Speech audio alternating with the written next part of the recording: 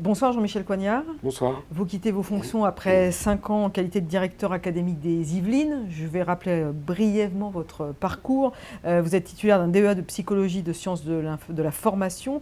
Vous avez exercé comme instituteur avant de devenir en 92 inspecteur de l'éducation nationale. Vous avez fait un crochet par le ministère de Xavier Darcos en tant que conseiller technique sport, handicap et santé scolaire. C'était en 2008, vous vous en rappelez? Bien sûr. Voilà. Et puis il y a 5 ans, vous êtes donc devenu directeur académique des Yvelines. Là, vous quittez la direction pour rejoindre à nouveau, j'ai envie de dire, le ministère de l'Éducation nationale pour une mission de 3 ans. De quoi s'agit-il? Oui, en effet, une nouvelle mission se constitue auprès du secrétaire général du ministère de l'Éducation autour de la politique du haut encadrement. Il s'agit en fait de faire vivre les viviers de ceux qui deviendront inspecteurs d'académie ou secrétaire général d'académie ou encore chef de service au ministère ou encore directeur général de service en université. Vous êtes arrivé à la direction académique ici des Yvelines il y a 5 ans. 5 ans, c'est pas un mal. beau mandat. Ouais, c'est un beau mandat. C'est rare, 5 ans, non? Les inspecteurs d'académie restent de moins en moins longtemps, en effet. Le renouvellement est plus fréquent et 5 ans, c'est presque 2 mandats. En général, on fait un mandat de 3 ans ou alors 2 mandats de 3 ans, 6 ans. Moi, je pars presque à la fin du deuxième mandat. Quand vous êtes arrivé il y a 5 ans, vous ne connaissiez pas les Yvelines. Non. Quel regard vous portiez sur ce département et 5 ans après, quel regard vous avez aussi? Quand je suis arrivé, je savais que c'était le plus beau département de France pour l'éducation nationale ou quelque chose de voisin. C'est-à-dire Pourquoi le plus beau? il est connu comme un des plus gros et des plus vivants et des plus beaux. Je me suis enrichi de ce département au fil des jours, des mois et des 5 années. Je suis frappé par la diversité humaine et des paysages dans ce département, puis en même temps par le goût de la réussite, du mouvement. Et c'est vrai aussi pour l'éducation nationale. Naturellement, une des grandes caractéristiques, c'est l'opposition entre des secteurs ruraux, urbains riches et urbains défavorisés. Et moi, je trouve qu'en 5 ans, on s'est amélioré partout, en fait, du point de vue éducation nationale. Je sais que les résultats des élèves se sont améliorés globalement, mais aussi dans chacun des territoires.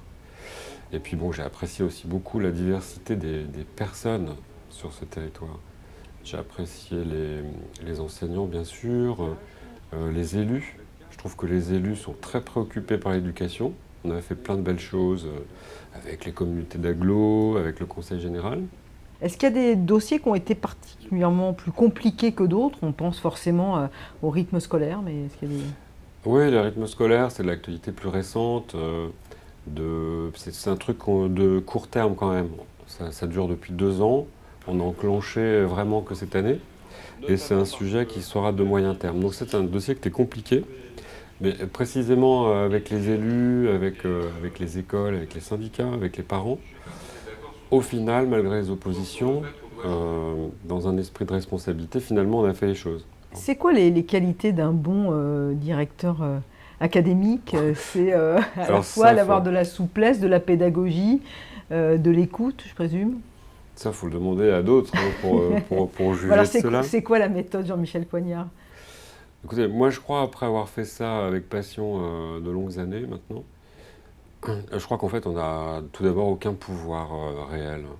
On n'en a qu'un, c'est celui que les autres vous donnent. Alors, c'est vrai qu'on en a matériellement, concrètement, mais en fait ça sert à rien. Moi je pense que notre boulot il est vraiment sur l'encouragement, la rencontre et l'encouragement des personnes.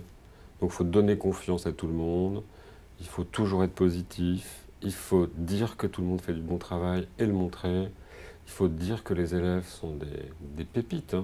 On le dit pas assez, ça tout le monde noircit tout, mais il faut montrer qu'on a des résultats. Et c'est vrai, dans les Yvelines, il y en a. J'ai oublié de dire que dans les années où j'ai été là, on a vu progresser les résultats des élèves de façon étonnante, hein.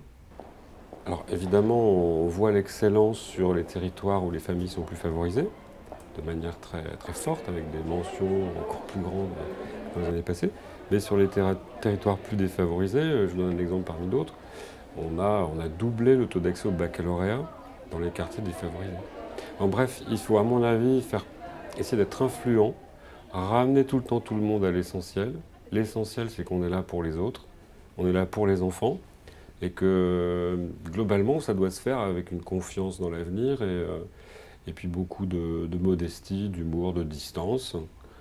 Et voilà, c'est un boulot de l'humanité, hein. Il y a 30 000 personnes qui travaillent autour des enfants et des plus jeunes dans l'éduc, dans le département.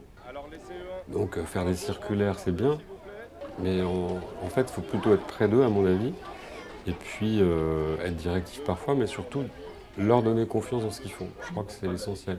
Même chose avec les élus, il ne faut jamais oublier qu'on n'est pas tout seul. L'éducation nationale, c'est une des compétences majeures, certes, mais on la partage avec les maires, les conseils généraux, le conseil régional. Et là aussi, il faut être convaincant, certes, mais il faut travailler avec. Voilà, ça fait déjà deux angles d'attaque sur ce métier particulier. Parmi les beaux sujets qu'on a eus, il y a tout ce qui concerne l'éducation prioritaire. Donc c'est d'actualité, la carte vient d'être revue. Moi, je suis heureux des résultats qu'on a pu obtenir. Enfin, c'est pas moi qui les obtiens, hein. J'ai juste aidé à ce qu'ils arrivent dans les différents sites. On va avoir un peu plus de moyens sur certains territoires en éducation prioritaire grâce à la réforme. Il faudra pousser les feux. Je vous disais tout à l'heure, on a doublé l'accès au baccalauréat des enfants de ces quartiers. Non, ça ne suffit pas. Il faudra encore poursuivre et faire mieux. Dans le domaine de ceux qui ont le moins de chance, il y a les décrocheurs. Je trouve qu'on a fait un gros travail en montant d'abord, parce qu'elles n'existaient pas, les plateformes de prévention du décrochage et de traitement des décrocheurs. Et on voit aujourd'hui les résultats. C'est-à-dire qu'on en récupère. C'est pas vrai qu'on les laisse tomber. Donc je vois qu'on a multiplié par 2 ceux que l'on rattrape avec les plateformes. Et puis après, il y a des choses réjouissantes, comme tout ce qu'on fait dans le domaine des arts et de la culture, où en 5 ans, on a, je sais pas, démultiplié sans doute par 2 ou 3 nos partenariats. Un petit regret quand même, c'est le numérique. Parce que moi j'y crois beaucoup, parce que ça change la place, enfin ça remet en cause les modes de faire quand des enfants doivent apprendre quelque chose. Donc moi j'y crois beaucoup pour ça. Et puis parce qu'on est envahi. Et vous dites un regret parce que... Parce qu'on n'a pas, je ne verrai pas l'aboutissement. Alors, je me suis beaucoup échiné. Et pour l'équipement dans les écoles et dans les collèges, même si je sais qu'il y a un plan de développement du numérique dans les collèges, il y a 3 ou 4 ans, j'étais déjà à pousser donc, pour ça. Et je ne l'ai pas vu, donc j'ai un petit regret. J'avais un projet de convention d'équipement numérique de toutes les écoles. On n'a pas pu la signer, donc on n'a pas pu progresser autant que je le souhaitais. Mais enfin, les débuts sont là. Je sais que ça se poursuivra. Moi, j'ai équipé, par exemple, tous les formateurs des écoles du département, donc des enseignants, de matériel.